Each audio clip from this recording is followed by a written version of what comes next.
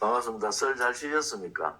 설 연휴 동안에 굉장히 또 추웠고 설 이후에도 계속 추위가 계속되는 것 같아요. 예, 그래도 오늘은 좀 약간 좀 따뜻해서 다행입니다. 네. 설 혹한 이후에 난방비 폭탄이 떨어져가지고 난방비 생각하면은 머리가 쭈삣쭈삣합니다. 그때 핵무기보다 더 무서운 것 같아요. 난방비 걱정 없는 안철수 후보는 떨어진 양말 신었다고 자랑하고 참 재밌습니다. 그러니까 그 양말이 이제 좀 이따 얘기하겠습니다만 뭐 그 양말로 1,500억을 벌었다고 얘기하면 국민들 허탈해서 어떻게 살겠습니까? 안철수 그 의원이 민주당 대표도 하고 뭐 다른 당 뭐 만들어 봤다가 나왔잖아요. 안철수 의원이 돈을 어떻게 벌었는가 아는 사람은 다 알잖아요. 근데 양말 같이 아껴서 돈 벌어가 1,500억을 기부했다니까 제가 아는 저로서는 화들짝 쇼를 해도 너무 국민들을 우습게 보는 거 아니냐. 지금 시대가 어느 때인데 떨어지. 우리 보통 양말 신으면 내 양말이 떨어질 건지 말 건지 어떻게 알아요? 하다 보면 신다 보면 떨어지는 거고. 뭔가 허전한데 땀이 차면 오고 땀이 들어오는데 이럴 때 알죠.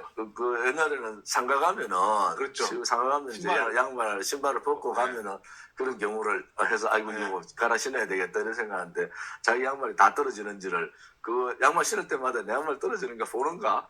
제가 볼 때는 이미 보고 오지 않았을까요? 그 행사하기 전에. 그래서 이제 그 아무리 급해도 뭐 김기현 의원도 마찬가지잖아요. 자기 초대도 안 받은 사람을 사진 찍어가 나는 또 처음에 왔을 때 저 세 사람이 모였는가 보다 남진 선생이나 김연경 선수가 세 사람이 모였는가 보다 그게 나가니까 두 사람이 얼마나 뻘쭘하겠어요. 황당하겠죠. 이 뻘쭘한 정도가 아니고요.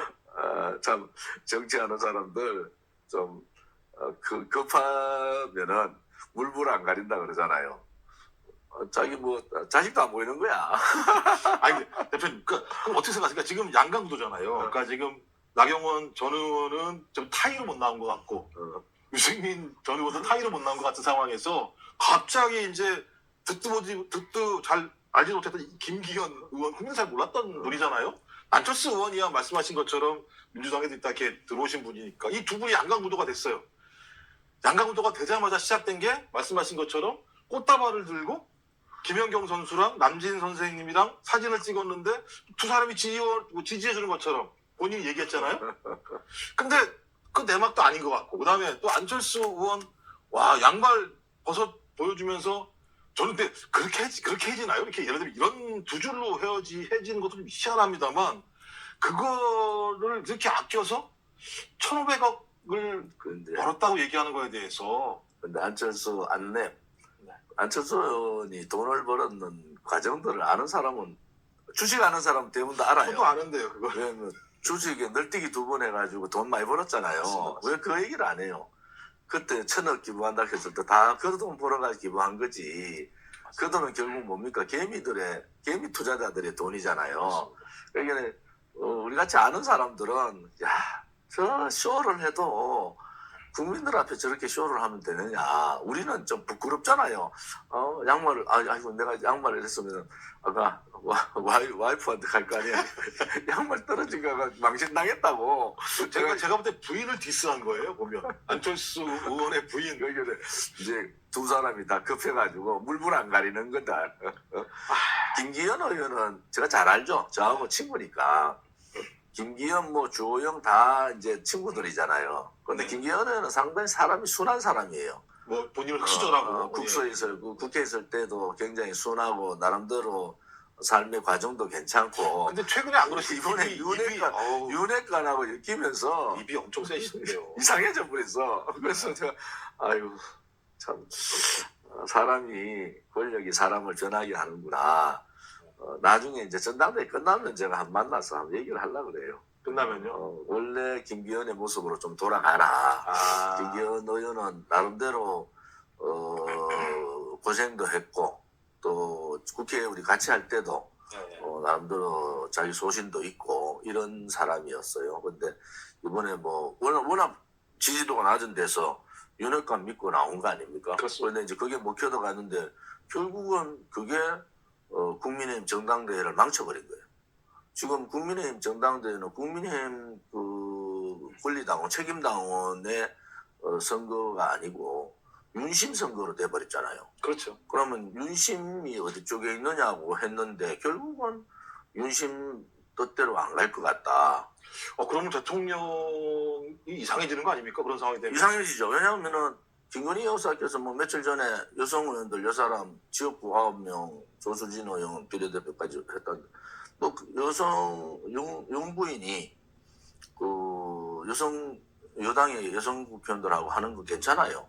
단지 하나 시기적으로 왜 지금 하냐는 거예요. 그렇죠. 전당대회 전당대회가 이제 2월 2일이면은 내일 모레면은 등록하잖아요. 2월 3일까지 등록하는데 그 일주일 상관 놔놓고 그렇게 하는 것은 그것은 뭐 오해를 불러일으킬 수밖에 없다. 그렇죠. 그렇잖아요. 그런데 뭐 여성 의원들하고 뭐 대통령도 하고 다 하죠. 하는데 시기적으로 오해를 불러일으킬 거를 왜 하셨는가 하는 부분이고 뭐 한편으로 보면은 급하다 사람들이 왜 급하냐? 이게 나경원 의원이 저렇게 꼴보기 싫어서 잠재운 거는 좋은데 뭐 생각이 안 맞으니까 네 그만두라는 거 아니에요? 그렇죠. 그것도 뭐 누군가가 주동해가지고 저기 여성 의원들 싫어하는 건 알죠. 제가 국회에 보면 여성 의원이 안 돼봐가지고 제가 국회에 있을 때 여성 의원들이 제가 원내 숙속도 하고 최고위원도 했잖아요. 와 여성 의원이 여성 의원을 엄청나게 서로 경쟁 관계로 보는 건가요? 뒷담화를 해요. 뒷담화를. 그런데 이번에 보니까 배현진 배현진 의원이 막 앞장서가지고 막 이런 하는 모습을 보면서 본인이 윤핵관이라는 걸 이제 확인해 그 주시죠. 조수진 의원은 좀 양심은 있더라고. 왜냐하면 자기는 뭐 이렇게 의견물어서 사실은 나경원 의원 행동이 옳지 않다 했는데 그 성명서 자체는 자기 못 봤다는데 성명서가 너무 심하게 했는 거 아니냐 이런 식으로 얘기해서 저 사람은 그래도 양심은 좀 있는데 조수진 의원도 양심이 없는 게요. 네. 제가 왜 그러냐면 조수진 의원이 동일한 이재명 부대변인이 스스로 사표를 냈잖아요. 일정 공개한 것 때문에 그런 거 아닙니까? 조수진 의원 같은 경우도 김건희 여사 일정을 자기가 공개한 거 있었어요. 그래서 뭐 자랑하려고. 제가 말한 거는 이번 그 초선 의원들의 비이성적 네. 반이성적 행동은 정당사에 기록될 거예요. 정당사에 당대표 후보 군 중에 한 사람을 초선 의원들이 나서가지고 저렇게 디스하는 경우는 없습니다. 47명 정도가. 집단 한 50명 됐죠. 나중에 나도 빠지면 안 된다가 또 추가로 했으니까 이게 집단 린치를 가한 거 아닙니까? 네, 조리돌 중. 그래서 내가 아이고 정당의 민주화라는 게 여러분들이 국회의원 있을 때 잘 하셔야 됩니다. 그게 제가 다 정치판에 오래 있어보고 다른 사람보다 좀 해보니까 정말 국회의원들이 이런 행동하면 안 된다. 그러면은 국민의힘은 누가 나서서 한 사람 죽이려면은 소위 말해서 학교에 학폭이잖아 학폭. 왕따 시키는 거 아니에요 왕따. 학폭 수준을 능가하는 거죠. 그러니까 한 사람을 완전히 왕따 시켜버리는 거 아니에요? 네. 그래서 이번에 전당대회가 한 달 남았잖아요. 한 달 동안 이제 유세도 하고 뭐 또 나름대로 이제 정견 발표도 하고 이럴 텐데 국민의힘의 전당대회가 윤심 전당대회로 전락한 데 대해서는 대통령실도 마찬가지고 국민의힘의 윤핵관들도 설치던 윤핵관들도 제정신을 차려야 된다. 이것은 정당사에 저도 정치 오래 해봤잖아요. 정당사에 이런 일은 없었습니다. 그러니까 말씀하신 것처럼 국민의힘에 국민은 없고 윤심과 김심. 근데 의원 해보셨으니까 아십니다만 아니 그 대통령 부인이 원한다고요.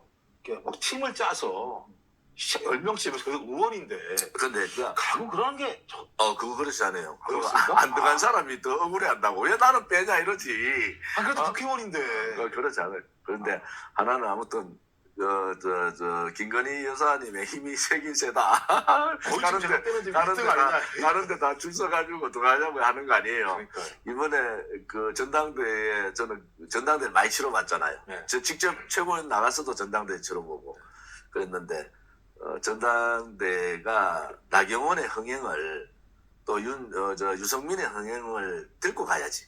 들고 가서 전당대회를 치르면은 흥행이 되고 그거를 예를 들어 김기현 의원이 뚫고 당대표가 됐다. 그럼 김기현 의원에 대한 막강한 인정이 리더십이 되잖아요. 리더십도 생기고 뭐 안철수 의원도 마찬가지지만은 근데 이게 뭐 그런 사람들 다 뭐 내려놨는데 유승민 의원이 내려오는 근본 이유는 전당대회 유세를 못 갑니다. 유승민이 유세트장 가면요. 야유가 쏟아지고 난리한데 그 유승민 의원이 그걸 버티고 이기겠어요? 심지어 박근혜 대통령에 대해서 할 때 유승민 의원은 얼마나 못되겠습니까?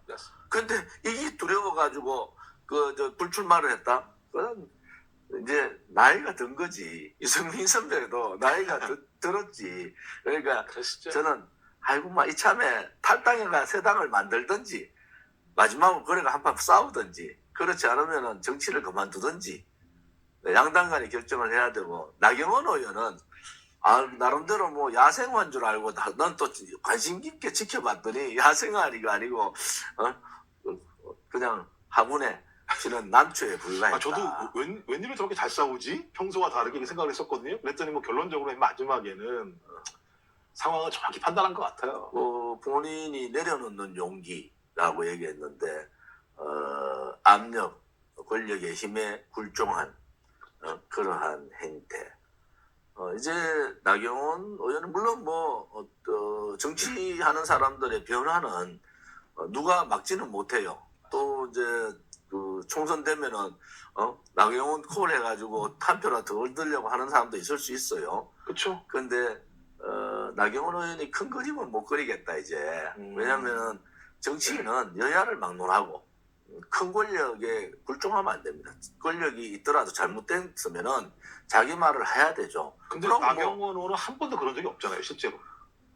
아니 박근혜 대통령도 억수로 못 되겠다니까. 나경원 나경원 엄청나게 못 되겠다. 왜 그렇죠? 그래가지고 나가려고 다 우리 수요일인가 자기들 쫓았잖아요. 그게 나경원에 가가지고 탄핵 때 말씀하시는 거죠? 네. 막 했잖아. 예. 그런데 나중에 이제 뭐 자기가 이제 인생 공부 딱 해보니까 야 이게 뭐 느낌이 많을 거예요. 그래서 나경원 의원한테 제가 하고 싶은 얘기는 이제 조금 외국 좀 나가라.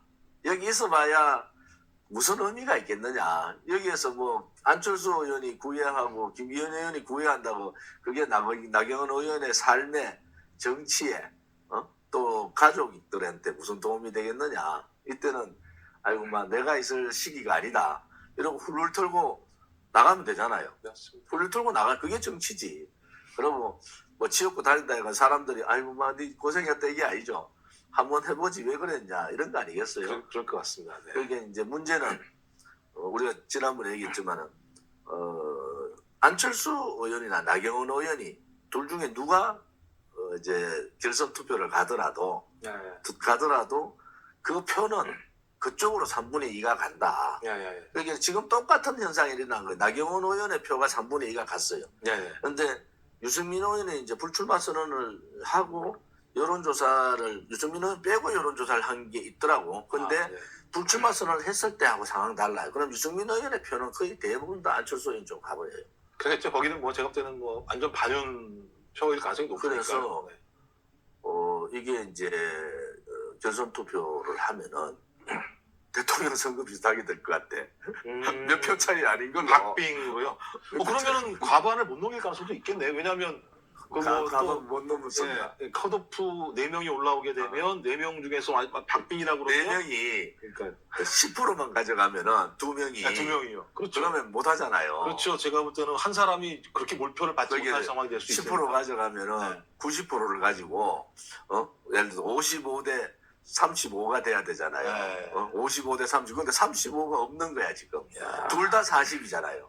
진짜 재밌겠는데 그러면. 그러니까 결선 투표를 가는데 물론 이제 윤석열 대통령이 그 투표장 가서 어떤 영향력이 있겠죠. 근데 또 이제 안철수 죽이기로 갈 건지 하지 않을까요? 지금까지 해왔던 바에 의하면 그러면은 이제 국민의힘의 당원이 반발하는 게 아니고 전 국민이 반발해 버린다니까.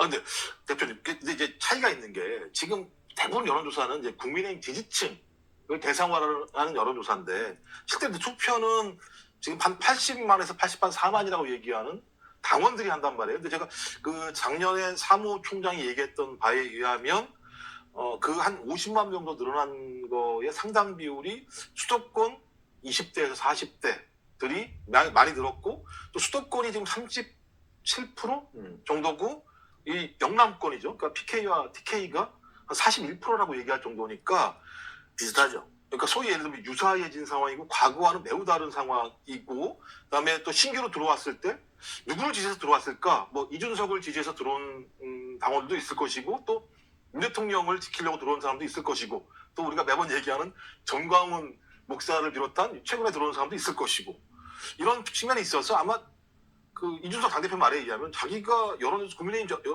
지지층 중에서 57% 정도 지지를 받았는데 실제로는 한 30한 몇 프로밖에 못 받았다. 그러면 그런 추세로 따지면 김기현 의원이 좀 유리한 거 아닐까요? 만약에 그 이준석 당대표 지금 때로 따지면. 현재로서는 김기현 의원이 유리하다고 보는데 네. 문제는 8, 90만 명이 되면요. 그렇죠. 이제 당심이라고 할 수가 없어요. 네. 실질적으로. 8, 90만 명 정도 되면은 당신보다는 거기에 실질적으로 자기가 직접 지지해가지고 들어가는 당원이 몇 명 되겠어요. 투표율이 낮은 이유가 그렇죠. 주변에서 그냥 뭐 선거 때마다 보통 구의원, 시의원 선거 한 1000명 받아오라고 그래요. 네. 1000명. 그거 가지고 또 어떤 국회의원들은 왜 1000명 받아오라고 하는데 안 받았나 해가지고 공천 안 준다고. 그렇죠. 그러니까 이게 그 후보자들이니까 네. 시구의원이 아니고 시구의원 후보자들한테 입당원수 한 1000명씩 받는다고요. 네. 그러면 그 입당원수가 실제로 자기가 다 이렇게 해가지고 뜻이 있어가지고 한 사람이냐. 그래서 전당대회의 투표율이 낮다는 이유는 그 자발적 그 당원보다는 네. 비자발적 당원이 좀 많다. 그러면 그 투표에 직접 뭐 하지는 않을 거다 이래 보고요. 또 하나는 지금 이제 50만 명 정도의 분석이 안 됐잖아요. 네, 맞습니다. 이번 전당대회 치러봐야 돼요.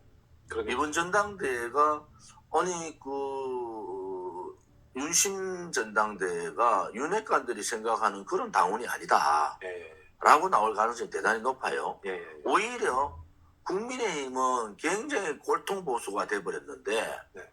집단 린치하는 식으로 꼴통 보수의 행태를 취하고 있다고. 의원들을 민주당의 개딸이나 국민의힘에 그 따라가는 국회의원들이랑 똑같은 행태잖아요. 실질적으로 욕할 것도 없어 서로 국민의힘 간에. 의원들이 싫어하지 않을까 개딸하고 비교하면. 똑같이 하는 행태가 네. 하는 행태가 똑같다니까. 그러니까요. 표적을 정해서 그냥 공격해버리잖아요. 그러면 누가 국회의원 생활을 할 수 있습니까? 또 지역구 국회의원들은요. 자기가 보통 한 30만 명 정도의 지역구를 대표하면서 그 국민들이 선출해서 된 국회의원이잖아요. 그렇죠. 누구도 함부로 할 수 없다고. 줄 세운다고 줄 서는 국회의원들이 잘못된 거잖아요. 아니, 공천을 안 주니까. 그런데 국회의원도요. 사실은 공천 못 받아도 열심히 해가지고 여론조사 해가지고 이기면 돼요.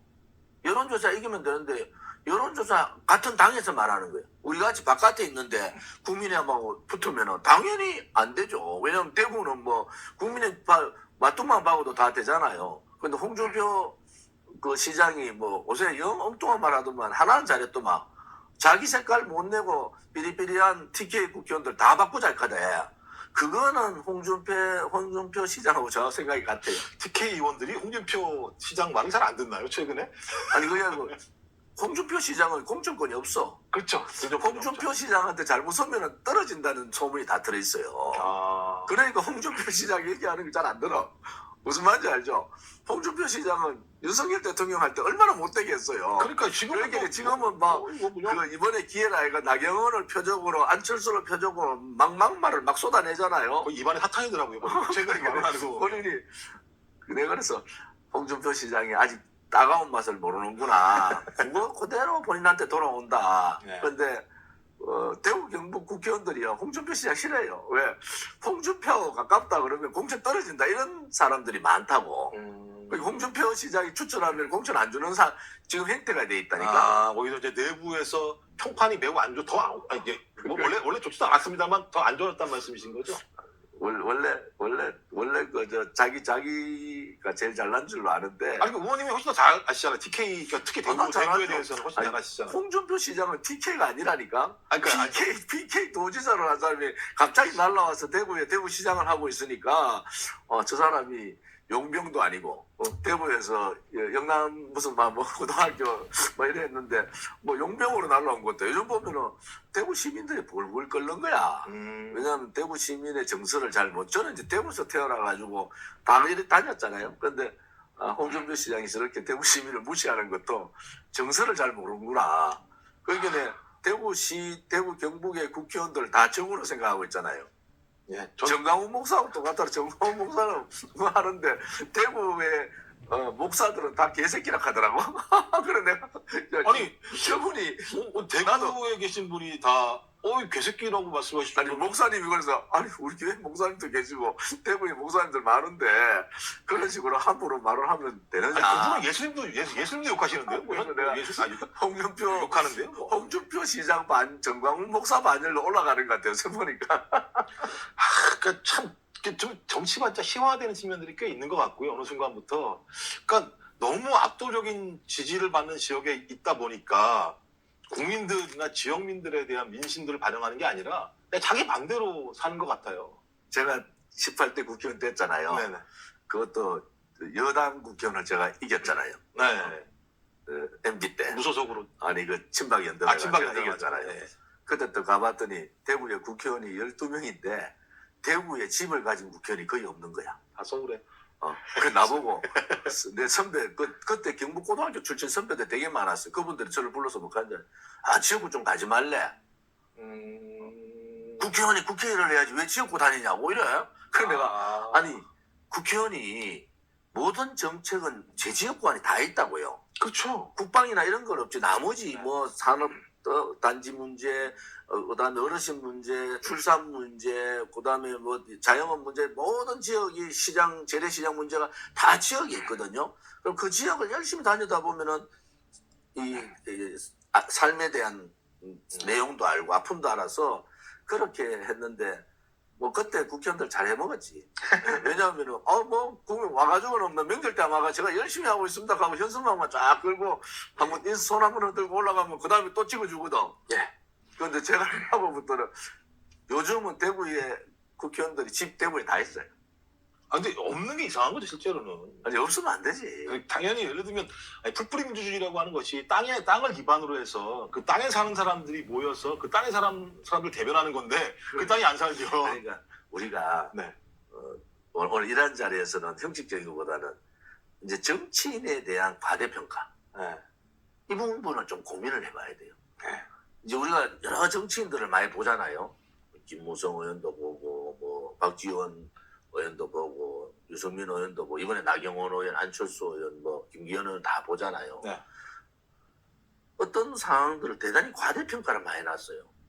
그 인물에 대한 평가 자체가 상당히 좀 필요에 의해서 네. 거기는 과잉돼 있다. 언론 방송 뭐 네. 자는 자대로 우는 우대로 네. 언론 방송에 의한 필요에 의해서 굉장히 과대평가가 많이 돼 있는데 실질적으로 제가 국회에 한 12년 해봤더니 머리들이 많이 비었어요. 머리가 폈다는 예 마스크에서 진짜로. 말씀하시죠. 예. 진짜로 네. 국민들이 생각할 만큼 국회의원들이요 그렇게 노력 안 합니다. 왜 물론. 공부를 안 하죠? 그러니까 국회의원들이요 네. 대정부 질문할 때 네. 원고 보고 대정부 질문하면 공부 안 한 거예요. 그렇죠. 본인이 적어도 그 부분에서 정확히 좀 다 알아서 숙지해서 아니 뭐 네. 정부를 상대로 총리를 상대로 장관을 상대로 질문하는 건 딱 정해져 있잖아요. 네. 그 정도로 파고 들어가지고 질문을 해야 되잖아요. 네. 그런데 뭐 그렇지 않고 하나는 또 법안 문제 이런 것도 좀 민생 이제 법 하나 만들면 한 300만 명이 최소 300만 명이 해당이 된다 그래요. 일반 법들이. 그러한 부분들이 과연 물론 열심히 하는 국회의원도 있습니다. 좌파 우파. 제가 봐도 뭐 열심히 하시는 분들 계세요. 그분들이 보좌진들하고 아이디어를 내고 또 현장에 가보고 현장에 맞는 법안을 내고 또 그렇게 열심히 하는 국회의원들이 있는 반면에 대부분의 국회의원들은 그렇지 않다. 그래서 우리가 너무 이렇게 이제 국민의 삶에 와닿는 국회의원들. 이제 누가 봐도 저 사람은 우리하고 똑같아. 똑같이 재래시장 다니고 뭐 안철수 같이 뭐 떨어진 양말을 뭐 어떻게 그런 얘기 안 하고 뭐 다 똑같이 이렇게 할 수 있잖아요. 그런데 그런 부분들에 대해서 느낄 수 있는 그러한 정치인 그게 이제 제가 정치인 개혁이라는 거예요. 네, 정치인 개혁. 보세요. 정치 개혁 있고 네. 정당 개혁 있고 정치인 개혁이 있잖아요. 네. 정치인 개혁은 이제 봉사해야 된다. 네. 부정부패 그런 거 하지 않고 순수한 봉사하는 마음으로 국회 생활을 해야 되니까 봉사한 마음으로 나오면 특권이 필요 없어요. 그렇잖아요. 정당 개혁 지금같이 줄 세우기 정당 완전 반이성적 집단 린치하는 그런 정당이 아니고 자기의 목소리를 내면서 그 목소리를 한테 모아가지고 할 수 있는 그런 정당. 네. 정치개혁이라는 것은 우리가 전반적인 대한민국의 전체적인 개혁 과제인데 그래서 정치개혁, 정당개혁, 정치인개혁. 정치인개혁은 인적 쇄신이잖아요. 저는 우리가 말하는 저 사람이 뭔가 국민을 위해서 노력을 하고 있구나. 저 사람이 뭔가 우리가 자랑스럽게 지역구에서 자랑스럽게 저 사람을 얘기할 수 있는 그런 정치인, 그런 정치인이 돼야 되지 않느냐. 저는 사실은 제가 탈당하기 전에 지역의 여론조사에서 탑이에요. 왜 그러냐 그러면은 돌아다니는 거 잘 알거든. 너무 선거운동 하시는 거 아닙니까 지금? 이거 제가 스픽스에서만 할 수 있는 얘기가 예. 이런 거야. 이제 기존 정치인들의 허상, 껍데기를 한풀 벗겨보자. 껍데기를 한번 벗겨보자. 그러면은 국민들이 판단이 생긴다. 양당 정치가 너무 무책임, 내로남불 서로 싸우기만 하는 그런 양당 정치, 그런 정치보다는 오히려 국민들이 평가할 수 있는 정치 있잖아요. 그런 정치로 좀 바뀌면 좋겠다. 이미 제가 볼 때 지금 현장은 지금 곡소리 아우성이 엄청 나고 있고요. 말씀하신 것처럼 무슨 난방비 문제 하나뿐만 아니라 경제도 매우 어려운데 말씀하신 것처럼 정치가 한 번이라도 민생의 삶들을 돌봐주려고 노력했는가, 현장에서 그 문제들을 풀려고 노력했는가, 이런 부분들에 대한 매우 많은 분노들이 쌓이고 있기 때문에 그러니까. 네. 그래서 근데 자 그걸 떠나서 제가 네. 문재인 정권하고 네. 윤석열 정권을 이렇게 보면은 문재인 정권은 솔직히 말하면은 현실 외면 정치를 했어요. 문재인 정권은. 근데 윤석열 정권은 현실 부정 정치를 하는 거야. 외면하고 부정하면 문재인 정권 현실을 외면했어요. 그 2년 상황으로 이렇게 자꾸 잣대를 대가지고. 근데 이게 윤석열 정부가 들어와서는 현실을 자꾸 부정하는 거야. 왜냐하면 현실은 전 정권에 벌어진 잘못된 난방비 문제만 해도 잘못된 게 있어요. 원전 문제, 탈원전 문제라든지 올려야 될 요금은 요걸 목도를 올려야 되는데 여러 가지 사항들이 있다고. 그런데 이걸 자꾸 부정해. 지금은 현실이잖아요. 현실에 다가온 문제가 난방비 폭탄이라고. 그러면은 우크라이나 전쟁, 그다음에 팬데믹 이런 상황도 다 예상을 했잖아요. 네. 그러면 예상했을 때 4월달, 그다음에 5월달, 9월달, 12월달 이게 전기요금, 가스 요금을 4번이나 올렸단 말이에요. 네. 그럼 윤석열 정부에서도 벌써 3번을 올렸잖아, 그죠? 3번 올렸죠. 3번을 올렸잖아요. 그러면 그 3번 올렸을 때 그때 이미 예상했던 거 아닙니까? 네. 그러면은 3번 올렸을 때는 계절적으로 여름이고 이래서 난방비가 적게 들어가는 계절이지만은 난방비가 많이 들어가는 계절에서는 이 난방비가 어느 선까지 갈 거라는 걸 예측을 하잖아요. 네, 그렇죠. 다 알고 있었던 일이라고. 다 알고 있었는데 난방비 폭탄해가지고 민심이 막 나가니까 현실 부정해버리는 거. 그건 우리하고 상관없는 일이에요. 그런 건 안 맞다는 거지. 근데 제가 볼 때 현실을 부정한 게 아니고요. 거짓말을 하는 거예요. 제일 큰 문제는요. 그걸 뭐냐면 말씀하신 것처럼 작년 6월 달에 추경호 장관이 뭐라고 그랬습니까? 그 기업인들 모아놓고 월급 올리지 말라고 얘기했어요. 월급 올리면 물가 올라간다고 얘기했어요. 그럼 물가 올라가지 않게 노력하겠다는 거잖아요. 장관이. 그것도 부총리잖아요.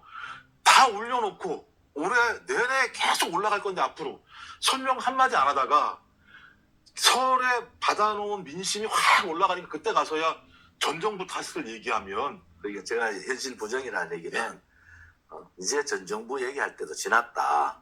이제 1년 가까이 됐는데. 그러니까요. 그래서 지금 IMF가 발표했잖아요. 오늘 IMF가 전반적인 세계 경기는 이제 3.1%인가 한 3%, 0.3% 정도 높이 잡았어요. 네. 그런데 우리나라는 낮게 잡은 거야. 그렇죠. 지금 1점 몇 프로로 잡아서 한국은행에서 1.9% 얘기한 식으로 1.7% 정도 잡았더라고. 1.7, 1.7. 그러면은 전체 세계 경기는 올라가는데 한국은 경제 성장이 떨어진다고 IMF 받는 이유가 있을 거 아니에요. 네. 그 이유가 뭐냐는 거야. 그럼 윤석열 정부 고민을 해야 될 게 전체적으로 우리가 지금 쓰고 있는 경제 정책이 실질적으로 전 세계의 경제의 그 흐름하고 맞춰갈 수 있느냐. 네. 그게 아니라는 거지. 그러면 최소한도로 IMF가 0.3%를 세계 경제를 높게 더 잡아주면 우리도 네. 0.3% 우리가 잡았던 비율의 0.3% 이상 올라가는 게 정상이잖아요. 거의 동일하게 올라가는 거니까 대부분 다 그게 평균적으로. 아니, 네. 한국은 항상 더 올라간다. 네네. 근데 그 부분은 우리가 고민을 해야 돼. 윤석열 정부가 고민을 해야 될 지점이다. 이래 보는 거죠. 예, 제가 볼 때는 뭐, 그러니까 일단 가장 중요한 문제는 이제 윤석열 정부와 관련해서 부정층들의 핵심적인 내용이 무능하다는 거거든요. 그러니까 독선도 있습니다만 거기에 비슷하게 무능하다는 거예요. 근데 유능성들을 보여줘야 되는데 유능성을 어디서 보여주냐? 때려잡는 데는 유능성을 보여줘요. 때려잡는 데는. 그러니까 예를 들면 자기하고 생각 다른 사람 화물연대 때려잡는 거 이런 건 잘하는데 뭘 만들어내는 거. 이거는 제가 볼 때 못, 그러니까 그건 무능한 거죠. 뭐 제가 볼 때. 근데 그러니까 검사 출신이라는 장점도 있습니다만 또 검사 출신 약점도 분명히 있는 거잖아요. 그러니까 잘 모르는 거죠. 일반적인 삶의 문제나 말씀하신 경제 문제 이런 거 모르면 거기 문제에 개혁 과제를 던졌잖아요. 네네. 이제 노동, 연금, 교육 계획까지 떴는데 교육 계획은 처음부터 더더덕 걸려가지고 절대 뭐 그거 정신을 안될것 못 차리고 있고 노동 개혁은 노동 개혁을 해야 될 노사 김문수 위원장 그 자리가 그 노동 그 민노총이나 한국노총하고 대화를 통해서 경산호위 맞습니다. 경산의 개혁의 장으로 나오도록 하는 자리잖아요. 그런데 이제 지금은 거의 만나주지를 않은 상태고 그렇죠. 이제 적으로 보고 있으니까 네. 노동개혁이 굉장히 지난해진다, 어려워진다는 생각이 자꾸 들어요. 그럼 이 노동개혁이라는 게 상대가 있는데 밀어붙인다고 되는 게 아니에요. 밀어붙이면 노동자들은 벼랑이기 때문에요. 더 싸울 수밖에 없어요. 근데 연금개혁도 지금 프랑스 보세요. 2년 연장 그전에 이 정년을 2년 연장하는 데 네. 대한 반대예요. 그렇죠. 62세에서 64세 가는 데 대해서 엄청난 반대를 와. 우리도 이제 정년 더 연장 안 했으면 좋겠다. 그건 너무 힘들지 않느냐. 이런 데도 거기다 연금까지 더 내고 그다음에 연장해서 늦게 주잖아요. 2년 더 늦게 주는 상황이니까 프랑스가 지금 난리하고 있잖아요. 우리는 그보다 더 심하다고 지금. 저 심각하죠. 우리는 더 연금개혁의 방향을 더 심하게 잡고 가잖아요. 네. 그러면은 저항들이 일어나는데 네. 이게 이제 소위 이재명 사법 리스크에 맨날 검찰에서 부르는 대로 쫓아다니지 못하니까 어젠가? 네. 어제 이제 이제 프로 나가겠다고. 최고위원 회의에 네. 비공개 최고위원회에서 장애투쟁하겠다 선언했잖아요. 예. 그러면은 이 장애투쟁에 소위 말하는 개혁과제에 개혁은 항상 3분의 2가 반대예요. 네. 왜 현상 유지를 원하는 거지. 그렇죠. 그런데 이 3분의 2의 반개혁 반대 그게 나쁘다는 게 아니고 자기의 기득권을 놓기 싫은 거잖아요. 네. 예를 들어 개혁과제 내가 2세부터 3세부터 받는데 일단 연금을 65세부터 받으라고 하면은 변화는 두려운 거니까. 거기는 그걸 두려워하는 사람들이 있잖아요. 그러한 세력들이 합쳐지게 되면 굉장히 그 사항들이 네. 복잡해진다. 그래서 이 노동개혁 과제를 던졌을 때 지금 그 민노총의 행태에 대해서는 저는 옳지 않다고 보는 사람이고 각 그 건설 현장마다 민노총, 한국노총의 행태가 심하다는 거는 다 알고 있잖아요. 그런데 그렇다 해가지고 저 사람들 적으로 봐서는 안 될 것 같아요. 저는 민노총이 해체돼야 된다는 생각을 갖고 있는 사람이냐. 정부는 개혁 과제를 하고 있는 정부는 상대잖아요. 제가 정치인으로서 얘기하는 부분하고 또 국정 운영을 하면서 개혁 과제의 상대로서 보는 것과 관점이 다르다고요. 그래서 이런 부분들이 개혁 과제에 변죽만 올리지 성과를 못 내겠다.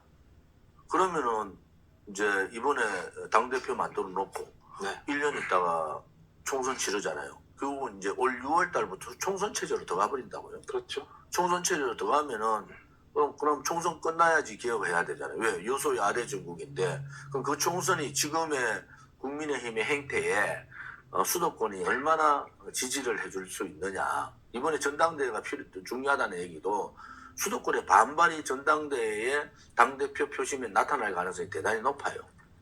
대단히 높습니다. 그러면은 여소야대 정국을 깨기가 힘들다.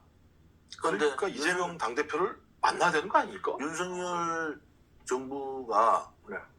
야당은 잘 맞는 것 같아요. 야당 대표를.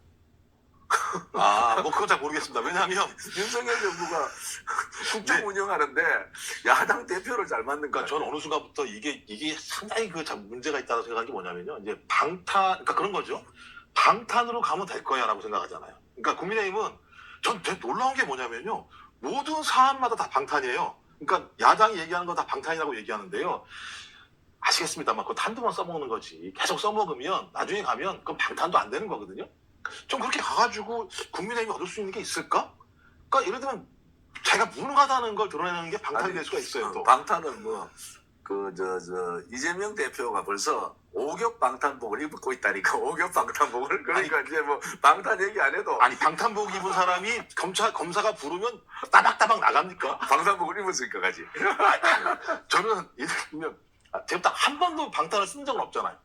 그죠? 이제 아마 그 검찰이 구속 영장을 하게 되면 이제 법원에서 이제 체포 동의안이 올라올 때 구속영장 하면 무슨 의미가 있어요? 그러니까 그게 그때 한 번 쓰는 거예요. 국회에서 불체포 특권 해가지고 뭐 국회에서 반대 표결 해버리면 그러니까 그때 한 번 쓰는 거라고요. 방탄을 한 번 쓰는 건 한 번도 쓴 적이 없는데 방탄 얘기하니까 그러니까 기분 나쁘잖아요.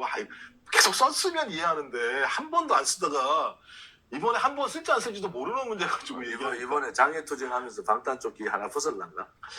벗을 수가 없어요. 왜냐면 그 불체포 특권이라는 부분은 헌법을 개정하지 않으면 안 되는 거잖아요. 그러면 그 어느 세월에 헌법을 개정하겠습니까?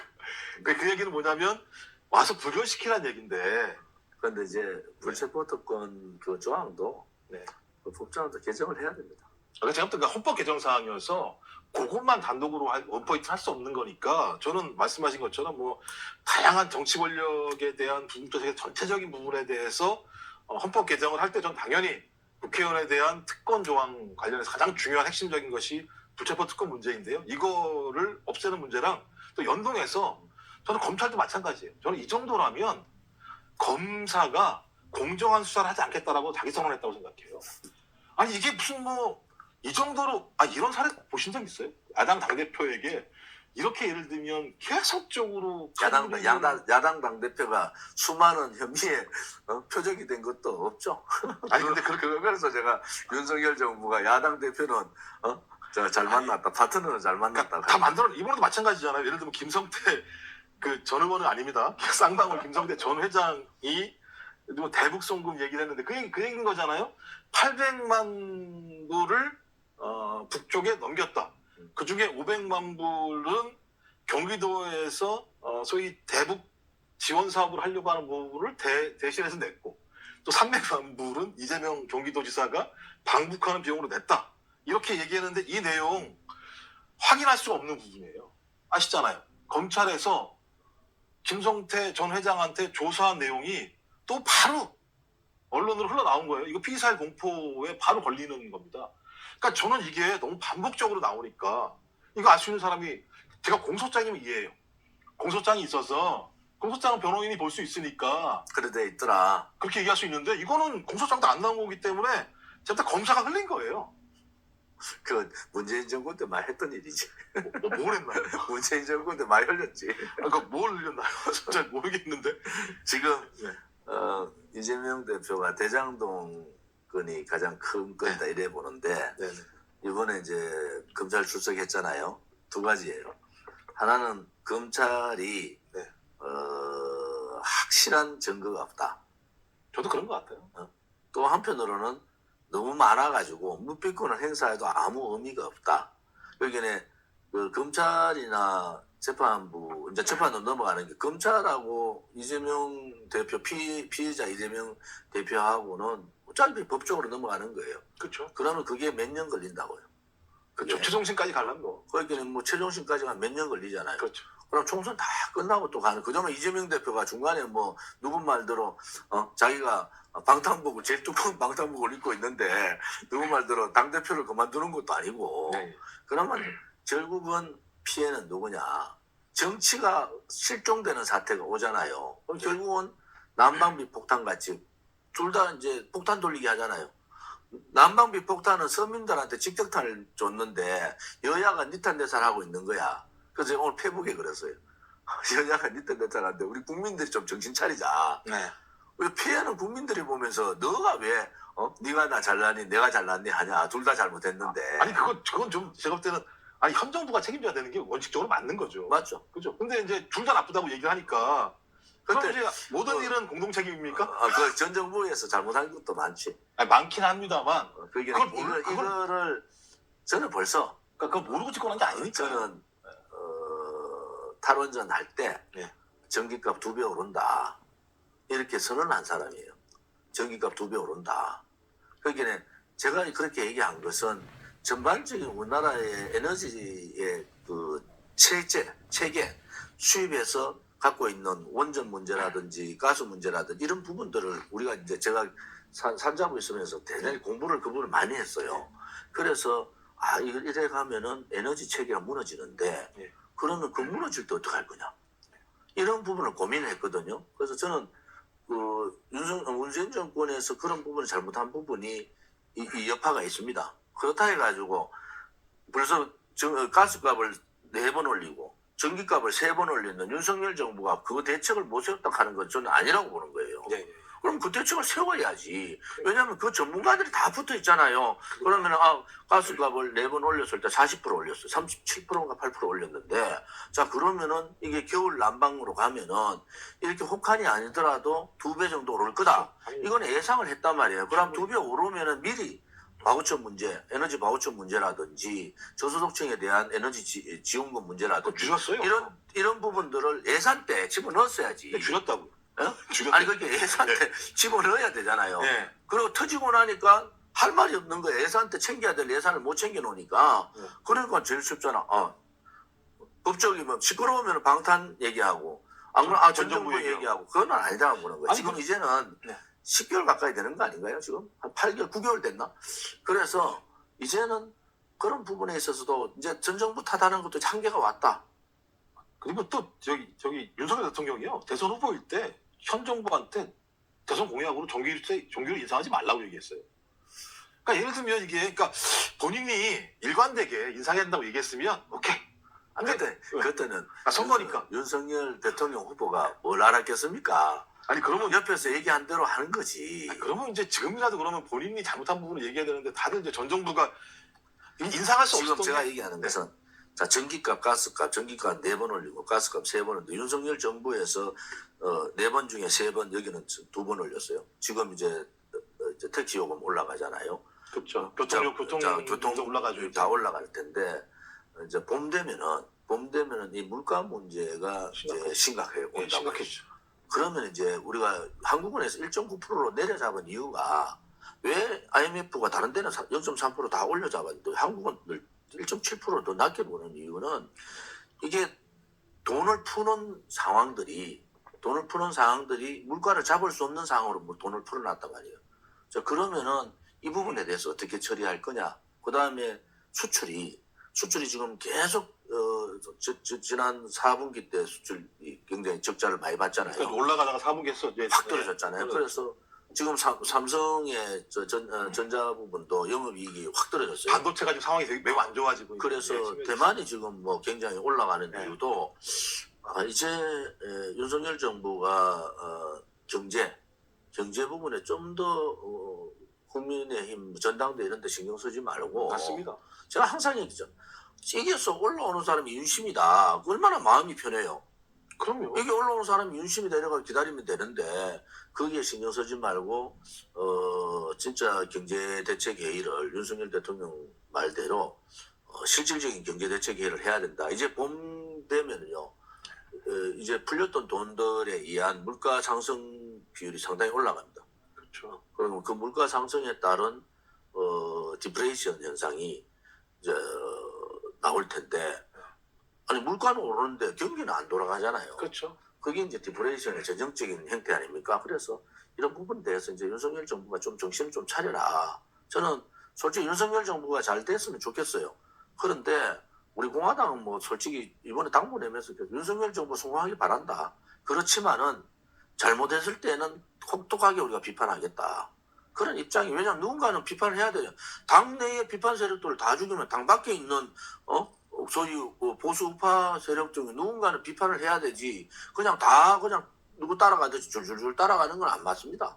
그러니까 이제 민주당이 장애로 나가는 거죠. 장애 나가서 이제 장애 나가서 성공할지는 모르겠어요.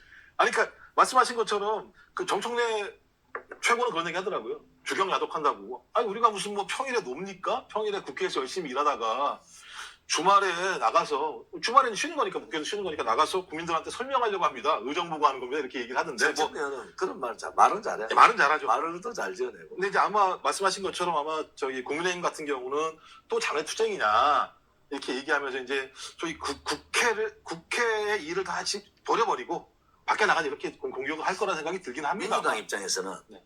이제 국힘당의 이제 전당대회가 한 달이잖아요. 네네 그렇죠. 민주당이 뭐 하겠어요? 지금 국회도 중단돼가 있고. 그렇죠. 뭐 장애를 나가는 수밖에 없어요. 예, 예. 그러니까 명분을 가지고 나가야 되는데 그게 민생의 명분을 가지고 나가야 된다.